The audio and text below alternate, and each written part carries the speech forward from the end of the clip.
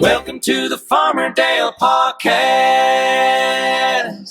Welcome to the Farmerdale Podcast. Welcome to the Farmerdale Podcast.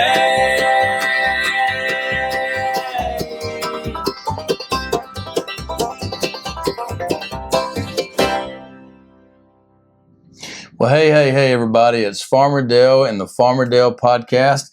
Welcome to episode number 20. That's right. We got to 20. It's been a long time. It's been a long summer. We haven't done one of these since June the 29th or something like that. Episode number 19. That was with Coach Gracie McKinster. Seems like that was forever ago, but boy, we had a busy July. We've had a busy summer, and now we're out here at the end of August. So it's been almost 2 months since we've done a podcast. That is absolutely crazy. So today is going to be about how are you doing? Because I've been getting that question a lot. And then stories, somebody's story. We're going to talk to Farmer Jenny today. Farmer Jenny has not been on the podcast since the end of May, so it's been a long time since she's been on the podcast. So we're going to hear from her today, and we're going to have a little conversation about how are you doing. We're also going to talk about her story of how she became a follower of Christ. So it's going to be a great episode. If you are looking to advertise, we're looking to grow this thing. We're going to focus on this. We're going to focus on this podcast. I've got some loyal listeners, but we need a lot more to make this thing grow. So here in a second, we're going to bring in Farmer Jenny and find out how is she doing and how does she grow to love Christ. We'll be right back. Please let's. All right, well, welcome back to the Farmerdale Podcast, episode number 20, and we have Farmer Jenny here with us today. So this is going to be fun because she hadn't been on here for a long time, and she's been looking forward to it. She's like, when can I get back on the podcast? So today's her day. Yep. She said yep. All right, so we're going to start out with how are you doing? Because that's the question we've been getting because school started back, and we went through a long summer, awesome summer. So how are you doing? I'm doing okay. I was telling somebody at church this morning that last Saturday we were exhausted because we had just finished our first week of school, back at school. But I didn't feel quite as tired yesterday as I did last Saturday. So maybe that means we're getting in a groove. I'm getting in teacher shape. Yeah, trying. Usually by Labor Day, we're back at it. Yeah. Like we're doing okay, but it usually takes a few weeks because I didn't have to get up at 4:30 for 2 months. So it was nice. Yeah. Let's go back to summertime before we get into school on how you're doing. So we had a good summer. We did some fun stuff and we did a lot of selling vegetables. Mm-hmm. So what's your favorite part about summertime? My favorite part of summer was our anniversary trip to Huntsville in Coleman, Alabama. Went to a water park for our 34th wedding anniversary, so we had a good time. It was relaxed and nothing bad happened, and we just were able to just be together and float on the lazy river. We did. Dale went around the lazy river about 875 times. So I think it's a brand new water park. They kind of I don't think it's brand new. They've added onto it and made it better. I don't know. We had never heard of it before. We need to do some more research until this summer, but it was fabulous. Yeah, big lazy river. It was fabulous. It was clean. It wasn't huge. I have no sense of direction, so I actually could walk around without you and not get lost. It was really nice. I thought you were lost at one time because I looked up and you were gone and you had walked over to take pictures of the wave pool. Oh, yeah, I wasn't lost.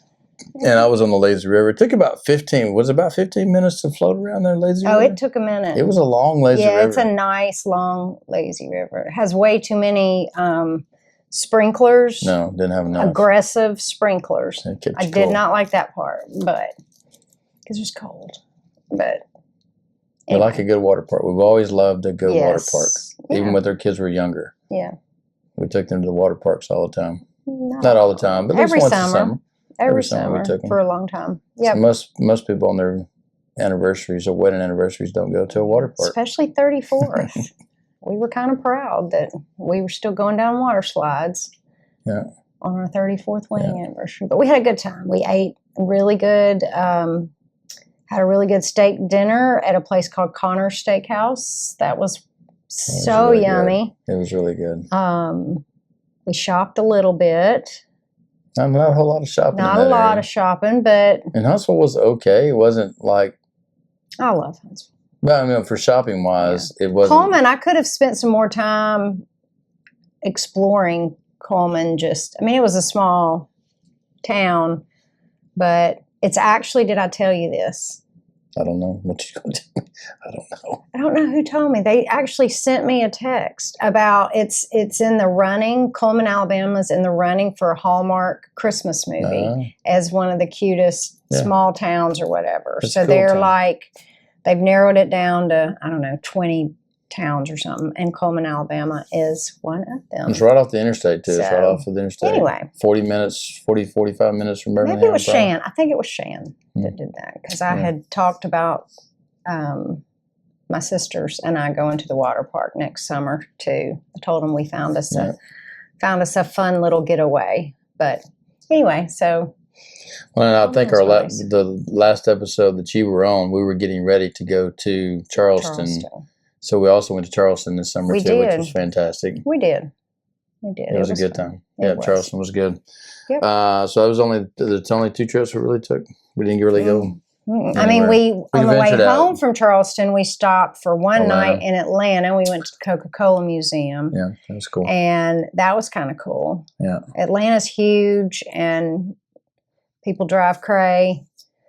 So it's a really cool hotel. I'm not a city girl anyway, so I didn't really it was cool to go to the Coca-Cola Museum. Yeah, because you've never been there. No, I've never been there. Yeah, the floor was really, really, really sticky. Where all the sodas were really sticky, but then your feet get sticky. Then it's some of those sodas were bad. Nasty. Yeah. They're nasty. So, but that was cool. I mean, I'm glad I went. And people speaking every language in the world. Yes, I felt like I was at Disney World. It's like a world of soda. With yes. Yep. Well, good. Yeah, so we like the vacation, and we're going to do more of that in the future too, coming up. So market, we had a great market. We sold a lot of vegetables, sold a lot of sunflowers, sold a lot of blackberries. So that was cool. We did. I still have some hot. We had some hot blackberry ones too. It was some hot days. We did. Hot 4 hours, 5 hours that we were there. So, yeah, June was pleasant. July was hot. Yeah, June and we appreciate everybody that bought stuff from us this summer too, because it was if you wasn't buying stuff, we wouldn't be growing stuff. So we enjoy it, but it's a lot of work. So we'll have some future announcements on that maybe later once we decide exactly what we're going to do with that. So we even set up one Saturday at Twigs and Things in Oakland, and we had Arlington people coming out to Oakland to get veggies. And I don't know, that meant a lot to me that they were still supporting us and driving a little bit farther and wanted our veggies enough to drive. So I thought that was pretty cool. Yeah, because it was on one of the off Saturdays that Arlington didn't have their market. Yes. So they worked out really good. Yeah. And the owner of Twigs and Things, super nice lady. So go buy you something at Twigs and Things. They've also got a full market there that you can buy candles and dresses and clothes and all this kind of decor. Stuff. Yeah, pretty cool. And it's a florist as well. So, I mean. Yeah.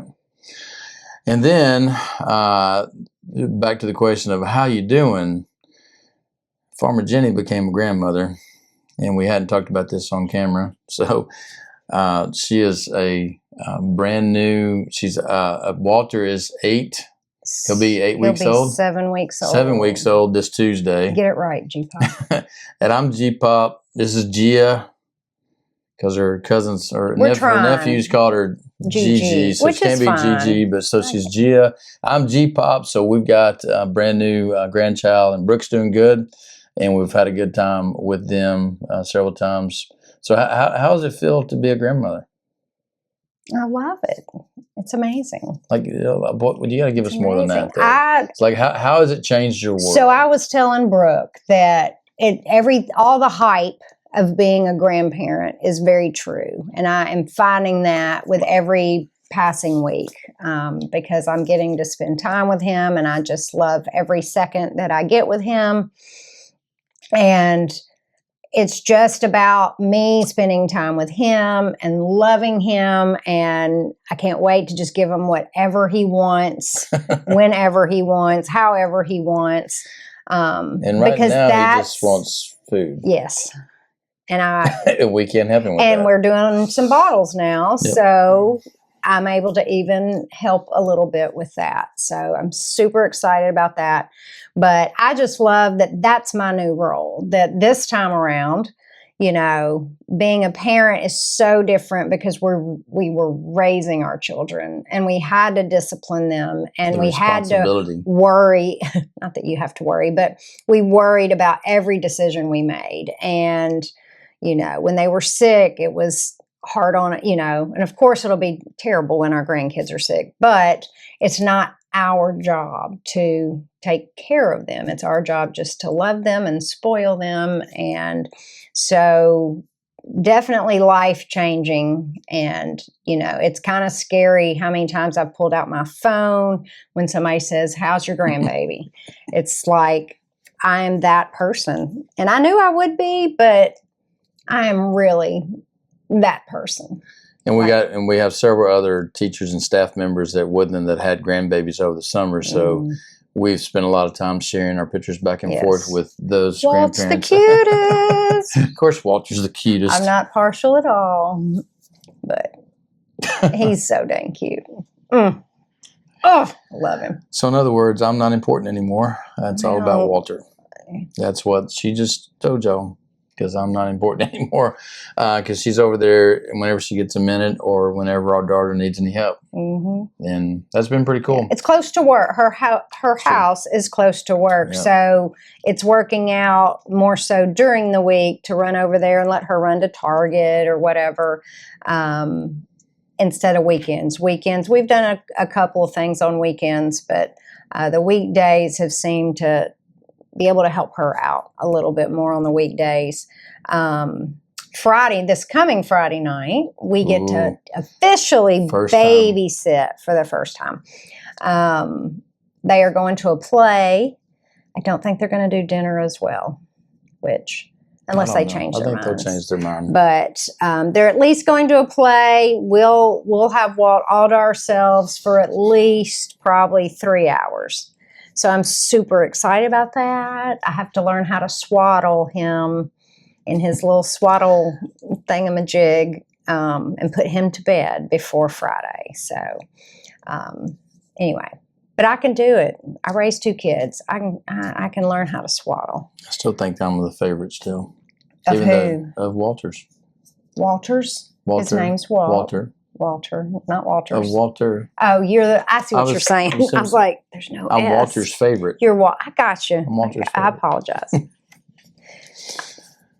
Good. Anyway. All right. So back to and again, how are you doing? So school started, and now we're a little bit busier with that and going all the time. So, and we're getting into a groove. Right. Trying. I'm gone a little bit more now than what I was. Yeah, sports have with started. All that kind of stuff. I was spending 4 or 5 hours in the garden all summer long, and now I've 4 or 5 hours after school every day on sports stuff. So it's pretty cool. So, so another question that I've not a question, but a comment that I've had. Maybe I don't know whether you've had this comment, but I've had multiple conversations about people with marriage. Mm-hmm. Because I made a post, or you made a post. I forgot what it was. Was it my post or your post? And somebody had posted and commented and said that if we could bottle up what y'all have, we can make $1 million or make a lot of money. You're paraphrasing, but yes. And then I had a conversation with the young teacher that she's dating, and I was trying to give her advice. Mm-hmm. Our kids say we probably shouldn't give people advice, especially on the dating part of it. Or probably raising kids or something like that. So what do you think is, I don't want to make this into a long marriage discussion because we could do a whole nother podcast just on pure marriage. What makes us work? Oh, you did not prep me on that one. I did not. You said just ask you questions. I would say the fact that we're best friends also. I really do. I mean, obviously having Christ as the center of our marriage, I would say, is the number one thing. Right. And obviously.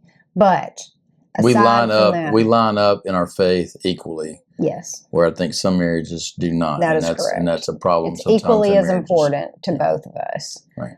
We've always, we could do a whole podcast on church journeys and, we were raised in different denominations and things like that, but we got through it together. Those were some challenges in our marriage. But, I think it was good for us. Ultimately, I think that was very good for us. I think it strengthened us in our marriage, and I think it strengthened our faith as well. But aside from our shared values and faith, I would say being best friends, because we have fun together and we like a lot of the same things. But, we've been together for 42 years. And so almost 42, it'll be 42 in December that we've been together as a couple. And I think we've just learned the importance of, even if it is something that I don't love doing, I mean, you hear about it sometimes or don't want to do it, and I hear it from you, but we've learned that, there's give and take. So sometimes I'll listen to something on the radio I don't want to listen to, and vice versa with you, or we don't see eye to eye a TV show, or where we want to go eat or whatever. But I think we both also try to, what's the word we were using the other day? Doting on each other. We were talking about couples, and usually there's one that kind of, quote, dotes on the other a little bit more. And I think we're pretty balanced with that. I think we don't spend a lot of money on each other, buying each other no, gifts. we're not. Gift giving is not either one of our love language. Right. That's a good thing, probably. Not that we don't love gifts, but that's not our love language, either one of us. No, we're not very good. We're not very good at giving other people's gifts. No. Well, we've always been so dang tight with money, and we were still tight. Well, we were short on money for so long, and I think that's carried over. Not that we make a lot of money now, but we're just in a much better financial position than we were in our early marriage. But I still think that I will always, count every penny when I'm at the store, and I will always use coupons, and, always. So I just think that's ingrained in us. But I think we enjoy each other's company. Like, people say, how can you work together? Right. You are literally together 7 days a week. And I'm like, we're in the same building. And the problem is, I just don't. Yeah. Like, I love when I see we can go a couple of days. I mean, if we aren't intentional, and we don't need to have a conversation before I leave, and he's got 3 more hours at school, I can go a couple of days without seeing you. Yeah. And we work on different floors, and we have different schedules. So it's not like we're literally together in the same office. All day, every day. Yeah. That might be a little different. Yeah. But I don't know. But we've always worked well together. We've always said we're better together. We are, yeah. Jack Johnson. I would agree with that. I would definitely agree with that. We are. I think it's because I think one of it is that we're not selfish towards each other.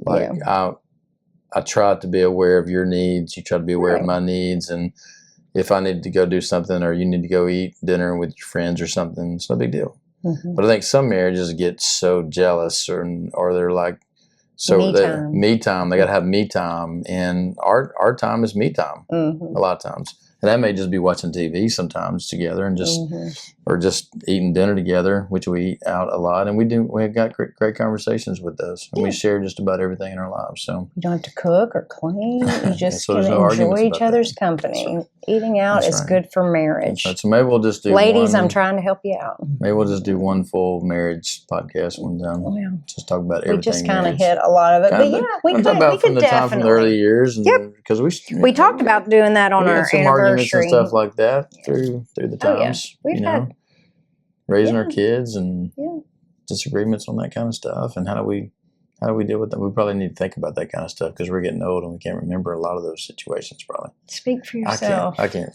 Okay. All right. Well, good. Well, that's how we're doing. And that's not a lot going on with the farm right now because it's winding down. We got one more set of sunflowers coming, which is awesome. Right here. Look how pretty those are. And then we got a little bit of okra still growing, and we hopefully pumpkins, maybe.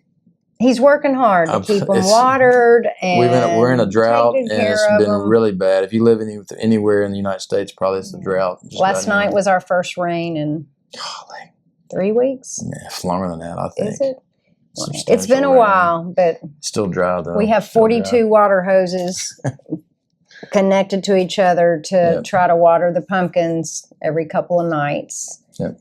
And he counts to 15 on each pumpkin plant. So he's gone. He's out there for quite a while. And if I was go out there tonight and do it again. If I was a good wife, I'd sit out there and chit chat. But that's all right. That's okay. Yeah. We'll talk some other time. All right. Well, we're going to cut this part of it off, and so we're going to hear from our sponsor. When we come back, I'm going to ask Jenny about her journey to how she became a Christian and how she gave her life to Christ and that whole story. Because today in church was all about stories and about how people need to share their stories. And I thought that was perfect because this is what this podcast is all about, is really about people's stories and how they got to be where they are. So after this message, that's what we're going to do. We'll be right back. All right, this episode is brought to you by Dewey Dillard. Dewey Dillard works for Groome and Company. He's a realtor here locally in the Memphis area, the Arlington area, the Lakeland area. If you're looking to buy, sell, or do whatever you need to do, if you're moving into the area, if you're moving out of the area, Dewey Dillard is your man. He will take care of you. You need to call him today at 901-218-1958. That's right. Dewey has been doing this for over 30 years. He's got great experience. He'll get you the right price. He'll get you probably a better price for your house and the house that you are looking to buy. He'll take care of you and do all the work. He'll take all the stress out of it. He'll take care of you. Make sure you call Dewey Dillard at Groome and Company, 901-218-1958. Call Dewey today. Welcome back to the Farmer Dale Podcast, episode number 20. Still got our special guest, Farmer Jenny, my beautiful wife. She is here with us. So in the second half, we're going to talk about her journey in faith and how she became a Christ follower. And I talk a little bit about mine. I've talked about mine before in my podcast and other episodes before, but I think her journey is a lot different than my journey. Although we both were raised in a Christian household, and but she went to a different denomination than I did, and it was just a little different. And when we got married, I wouldn't say it was not a problem because we started, and you'll talk about this probably, about how we started going to church together in middle school, and we were dating, or really high school, I guess, really is when you really started. Mm-hmm. But we have a shared faith, and again, in our marriage, that's number one. And we probably don't do things the way other Christian marriages do them, or do things that they, anyway, we'll get into that. That's probably a whole nother podcast. I know where I'm going with that, but I don't want to get into that because that'd be a long conversation. I think about marriage counseling and marriage retreats and all that kind of stuff that we've been to in the past. Just anyway, so we're just not going to go there. So anyway, I don't know where you want to start with that. Just ask me. Well, I tell you what we could do. Today's sermon. Tell you what we could do. Remember, because I actually wrote it down. Jay Stevenson is a very good pastor, by the way. Manor Community Church. Another great sermon today. I wrote it down. Oh, yeah. He said, usually when people talk about their testimonies, there's kind of three parts to that testimony. What was your life like before Christ? What was that moment like when you accepted Christ or realized your need for a Savior?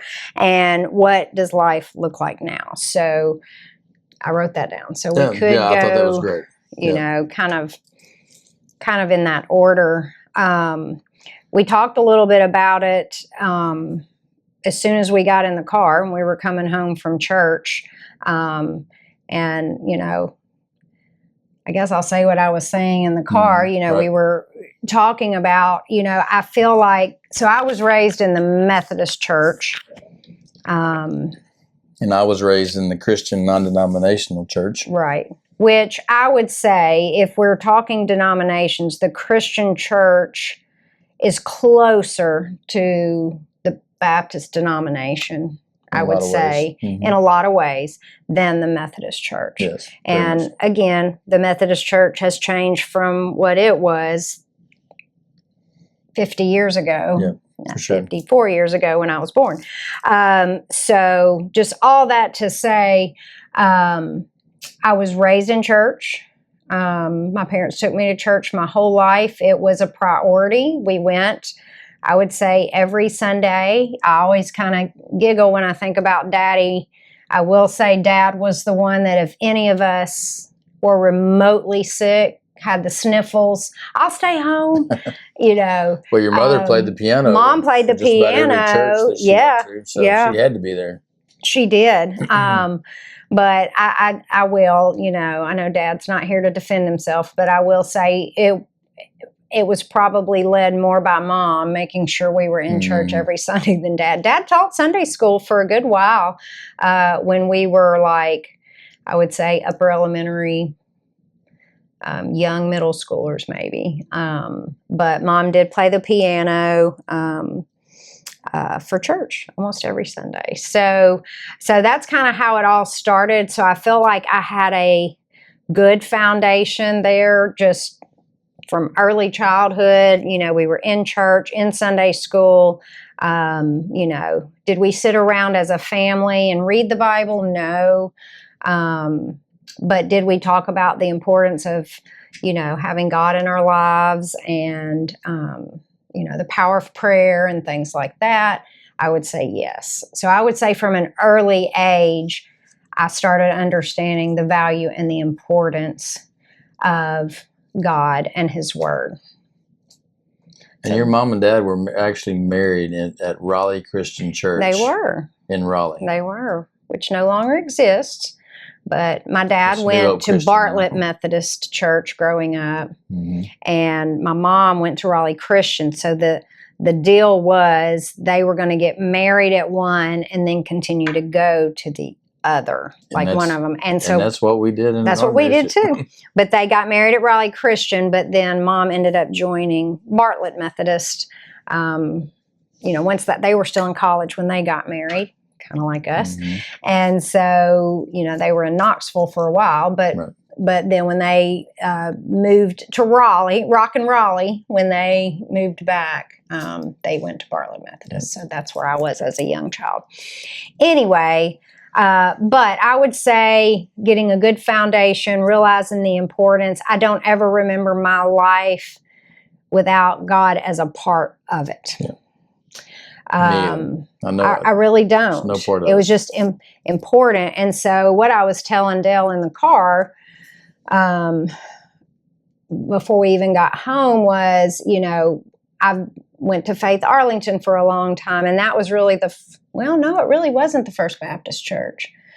When we moved out to Tipton County. We went to Gateway. Is when we were looking for another church. I guess Gateway Baptist would have been, you know, anyway, that's a whole nother podcast too. But that's when we, you know, had some challenges on denominational issues. And so it was quite the journey. But, you know, I think a lot of people in the Baptist church, it's very important to pinpoint that one specific moment when you realized it.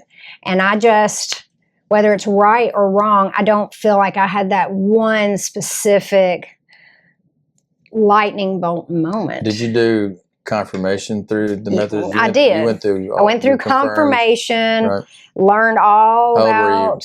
Oh, 11, I think you're 12. I think you're like 11 or 12. I did that at Munford Methodist Church. Again, learned more about the Bible, learned a lot about the Methodist Church. Right. But that's kind of when you join the church. Right. You get sprinkled as a baby, which is basically your parents and your family dedicating you to the Lord as they raise you in a Christian home. And then after confirmation, you're then baptized, which is sprinkling. But again, it's very different from Scripture.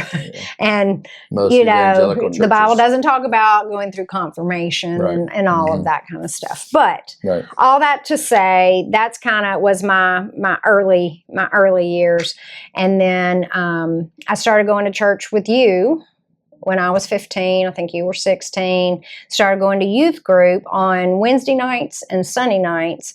And I know he has said it before, but he went to a very small Christian church in Covington, very small. It kind of rocked my world at the beginning.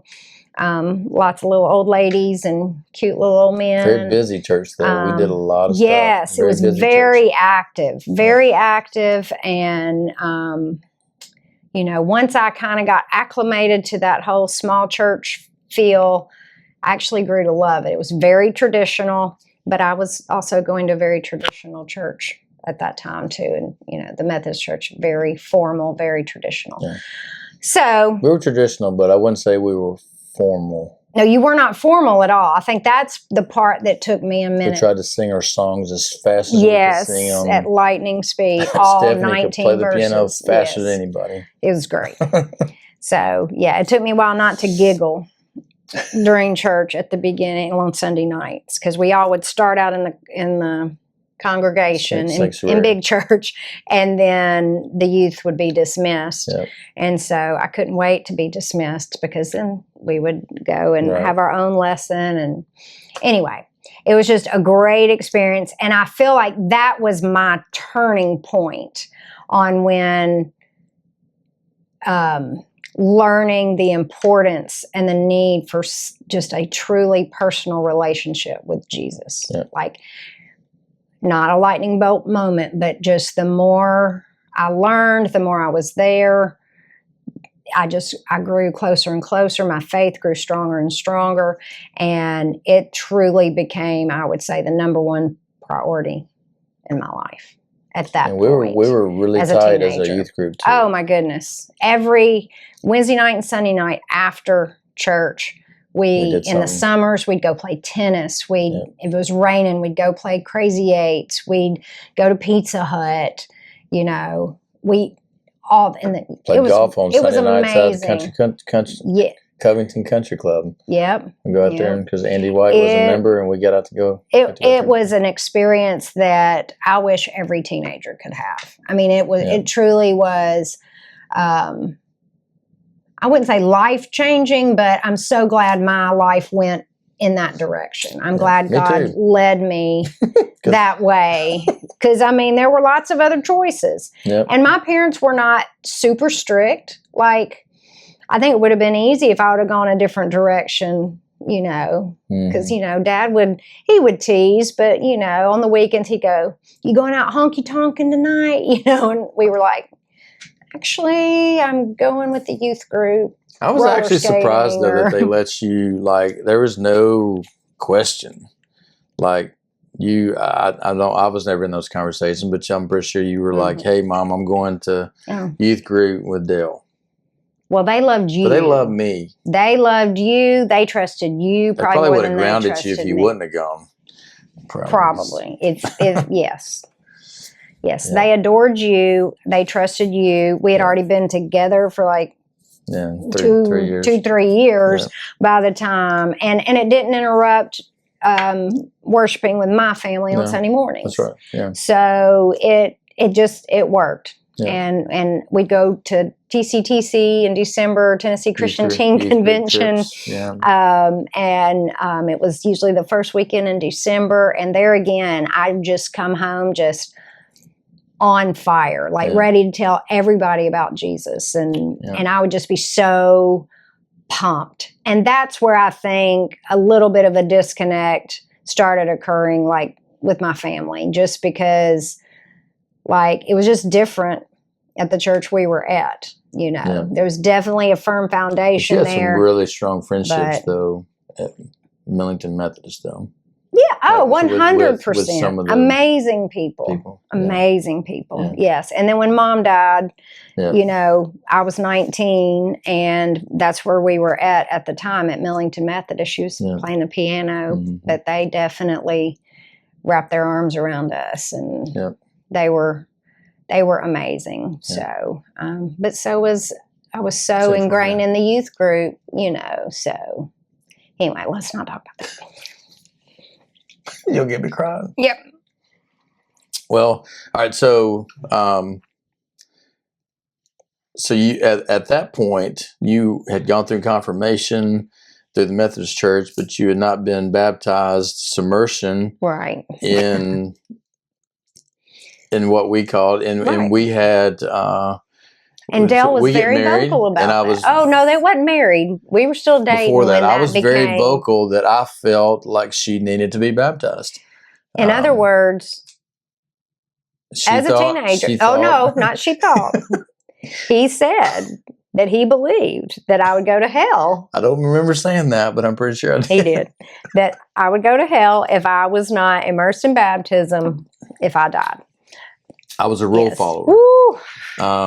Yeah. So, So we had some very different conversations as teenagers than a lot of other teenagers. Probably did. We weren't fighting about which party to go to. We were fighting over if I was going to hell or not. Yeah. I'm teasing. And I was really, and after we got married, I was really adamant that we were going to continue going to a Christian church and not any other denomination. And I was okay with that, but there are just few of them. Very, very few of them, right? Yeah.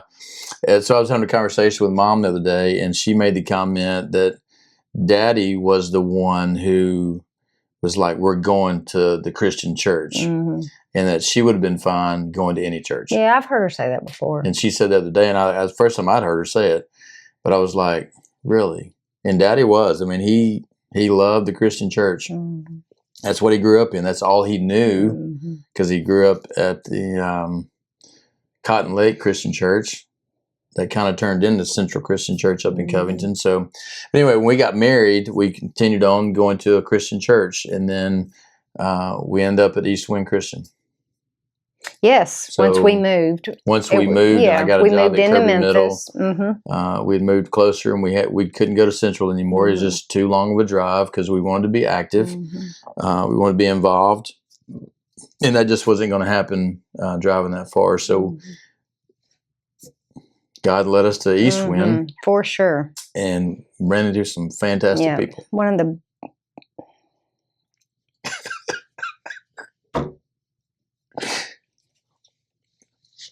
We're not crying, you're crying. So, one of the best churches we've ever been to. Yeah. So anyway. Tim Anderson, if you're listening to this, that's where I got baptized. So I think I was 22. We got married when I was 20 and Dale was 22. We were babies, I know. But when I was 22, is when we moved. We bought our first home, and we found East Wind. And Tim, man, he jumped on that. He was, because we shared our testimonies with him, and we, were joining the church and all the things. And he approached it a lot differently than Dale Creasy did. He didn't say you're going to hell if you don't get baptized. He didn't. He was like, yeah, that's not. He simply made fun of Jenny every time it rained. It was sprinkling outside, and she was in the parking lot. He goes, "Oh, you're getting sprinkled. You're getting baptized," because that's what she was. She was sprinkled in the Methodist church. So he was just making a joke out of it. Yes. But he would dance across the parking lots. Yeah. Yeah. So Tim Anderson. Love you, Tim. Yep. Who is a big listener to the podcast, by the way. Yes. But he finally got to dunk me and baptize me. And that was another very, very important moment which is a big part of my story, because I already felt as if I had, I definitely confessed my faith, professed my faith, and, I knew Jesus was my Lord and Savior way before that. But that to me it became really important for me to do that just out of obedience. Yes. Did not we don't believe that baptism saves you. No. Not well, you've come a long way. I've come a long way because I did truly believe that when I was younger. Yes. I truly did. I do. And I tease about those conversations. Again, it strengthened us. It strengthened our relationship. It strengthened our faith because we talked through that. But I watched him, dig a little bit deeper to truly see what he believed there and what Scripture says about that. And I think he definitely...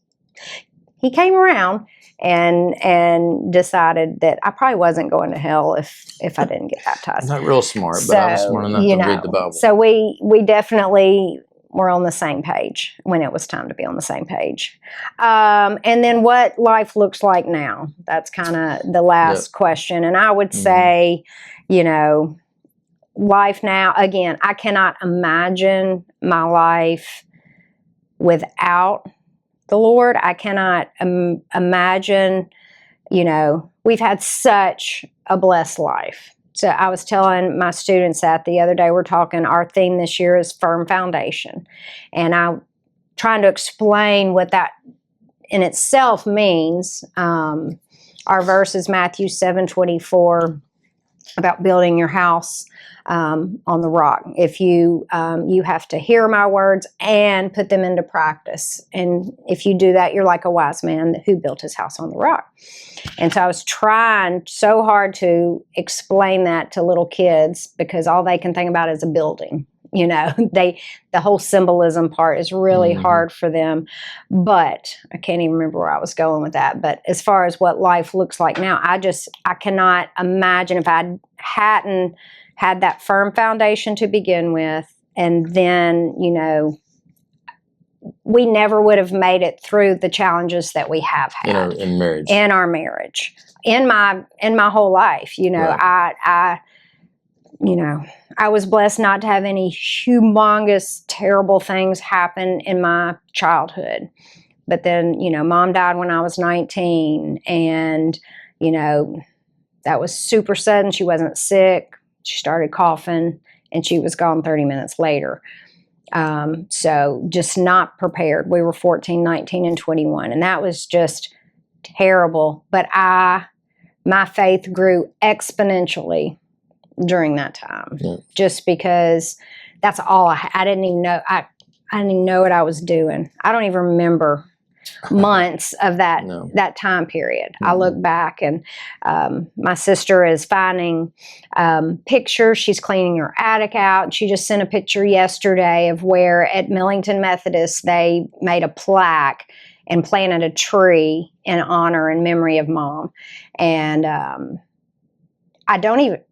kind of remember it, but I don't. But I look like I'd been crying, and my daddy looked so sad in the picture. And I'm just like, I don't even remember that, But the Lord was carrying me 100% through that. And then, again, another podcast, but we could talk about other challenges in life that we've had.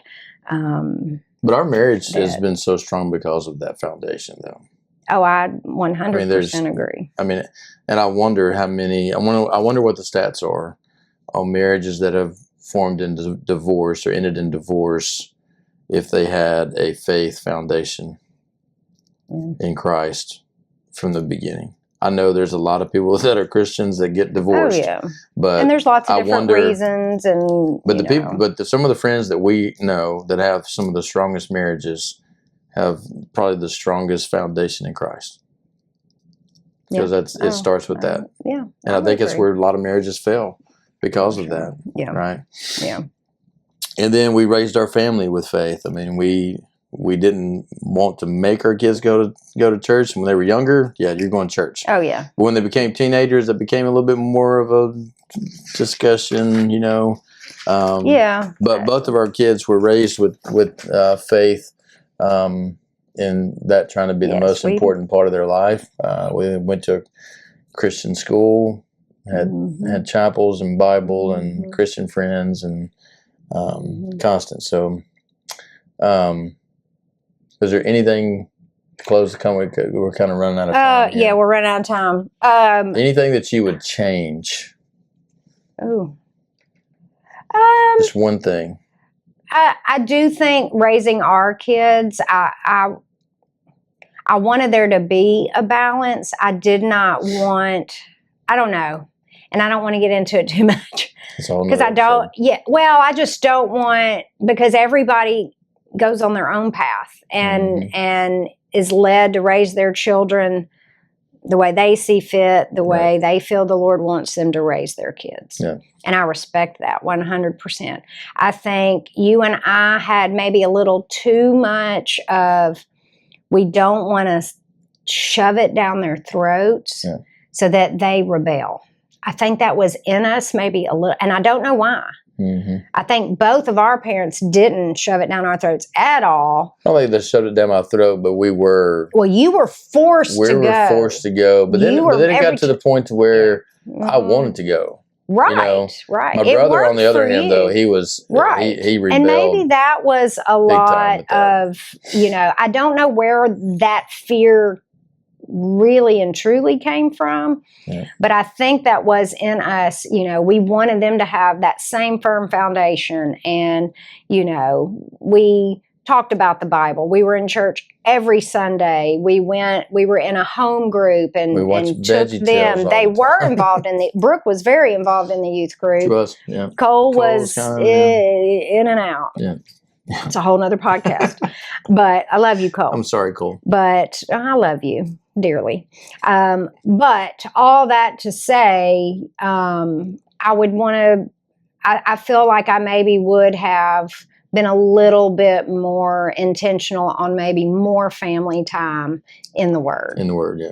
More family time praying together as a family. Yeah. That is, I do regret not doing that enough. Yeah. Not that we never did it, but I do regret not doing that enough. Yeah. So that would not to make excuses. We were in survival mode for most days, but we could most definitely could have made that more of a focus for sure. Yeah, for sure. So that's my one regret. But again, I think we instilled in them, the importance of Jesus being their priority. They're number one. Yep. Living for an audience of one. Yep. I said that a bazillion times. So. Yep. Awesome. Yep. Well, thank you. You're welcome. Can I close with this? Can I be very pastor-like? Oh, I wrote these down. She was a little PJ. We called her little PJ when she was working at Faith Arnold campus. Little Pastor Jenny. Stop. Anyway, she never got to preach on stage. Not a pastor. No, nor did I want to. But little PJ, what you got? No, I just love, there were several, I guess, quotes that were on the screen that I copied, just in regards to sharing your story and your testimony. And it says, two of them. The goal isn't simply that people hear the story, it's that they experience the Savior. So, again, I don't tell you this to bore you or because I think my story is any more important than anybody else's. I don't have, I always wish I kind of had that really cool testimony that I was strung out on drugs and, we don't have that. I was this wayward child. And, I just think those stories are so powerful. And I always felt like I had such a boring testimony. Yeah. The older I get, the more I realize just how thankful I am for my life and the path that God led me on. And he kept me from so much heartache because I was, But we have had a lot, in the past 2 years, we've had a lot of heartache. Yes, 100%. A lot of losses, a lot of struggles. Right. And without our faith and without Jesus walking every step with us, there's no way, we've talked about that, is there's no way we could have done that. No, for sure. Because it's been tough. For sure. Yeah. And that's why I cry every time we sing the goodness of God, because we sang it this morning. And I was like, a big lump right There here were the several whole people time. crying around this one. Woo! It was a great service. Your story is worth sharing because his story is worth hearing. Mic drop. We're done. Pastor Jenny has spoken. Okay. Really, Pastor Jay has spoken. Pastor Jay, yeah. Hey, if you're looking for a great church, and we love our church, Manor Community. It's in Galloway, Tennessee. You can get a pin. You can get you a free like pin. this. They are starting to give away free stuff. So if you come and fill out the little, I never did that, but if you come and I filled it out. you fill out the questionnaire or whatever, the address and phone number and all that kind of stuff. They won't come see you. They won't make a phone call to your house or anything like that, but they might. Somebody, Roger might do that. But anyway, all right, that's good. With this podcast can go on and on and on, and hopefully we'll have more conversations about our faith and other people's faith in the near future. We've got hopefully a couple of good people. We're going to try to be more consistent on the podcast and get more people going. Looking at, hey, and this is something too, is that we're trying to build the podcast. I want to get all the podcast mics and all that kind of stuff. So if you want to become a sponsor, email me at farmerdalepodcast@gmail.com and we'll hook you up because we've already got one fantastic one, Dewey Dillard. That's right. I hope you heard his advertisement. But he's pretty awesome. So we're going to close this out. And until next time, Farmer Dale, Farmer Jenny, out.